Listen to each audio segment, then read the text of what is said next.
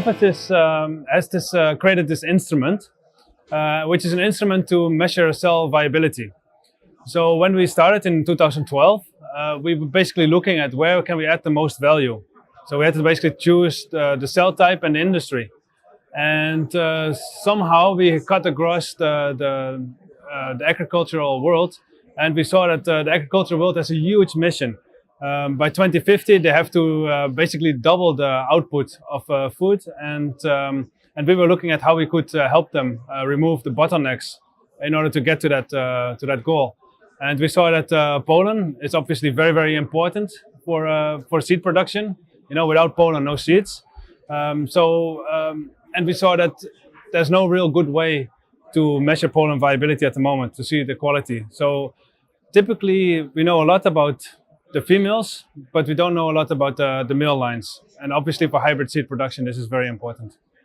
So impedance flow cytometry, it's something relatively new. So the first developments were done in 2016, so 16 years ago, so 2003. And it's based on a Coulter counter principle. So some seed companies use the Coulter counter already to count pollen.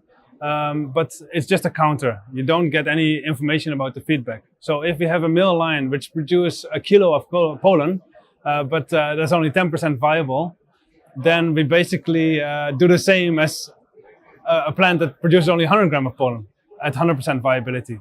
So with the impedance flow cytometry, we're able to tell you how much pollen you have and what the viability is. And we do this by electrical signals. So what happens is we have a little microchannel. In the microchannel, the pollen will flow in a buffer. And on top of the microchannel, we have an electrode. And on the bottom, we have another one.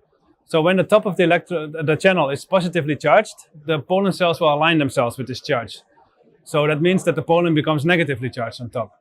And then when we inverse the polarity of the channel, so now the top is negative, then the top of the pollen will also slowly become positive. But this takes some time. And actually, the time this takes is different between a dead pollen and a pollen that's viable and active. And that's how we can tell what the viability is of the pollen. So the nice thing is that there's no staining, so that means no toxicity. We can run many samples because we don't have to do any staining protocols. And now our customers are capable of measuring many lines per day and get information about how they perform. So for a breeding company, this increases efficiency by a lot. We developed our buffers together with a company called Amphasys. And Amphasys, they reported back to us that their breeding efficiencies went up from 50% to 80% just by checking the pollen quality. Because so often breeders are dealing with inbreeding depression, meaning that plants don't produce as many pollen anymore. So then it's really important to know at what time you transfer the pollen from the male to the female in order to get a successful cross. And in addition to the breeding, which is obviously a very important part of it, I mean, so many companies now are also breeding for heat resistance. I mean, pollen are very sensitive to heat. It's actually the first tissue that starts failing.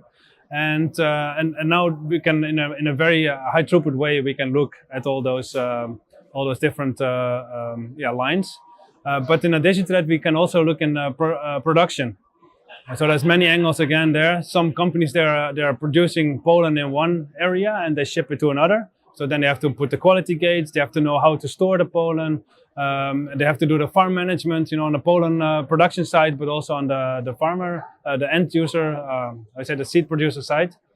And also when we have a new line or a new environment that we produce the line in, we have to know how to manage the farm. So what irrigation, what fertilization, and we have to do everything in a cost-effective way that doesn't limit our production. So the reason that Amphasys has grown so fast is that there's really a big need in the seed world to increase productivity. In the beginning, the companies weren't really sure how to use this new data because it was very new. I often compare this instrument to the first microscope. The first time we had a microscope, people were getting sick, but we didn't know why.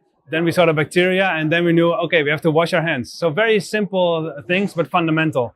And now we do the same for the pollen. And so often we hear about myths about pollen. You know, some breeders think that the color of the pollen is indicative of the quality. then we measure and we show it's actually not the case.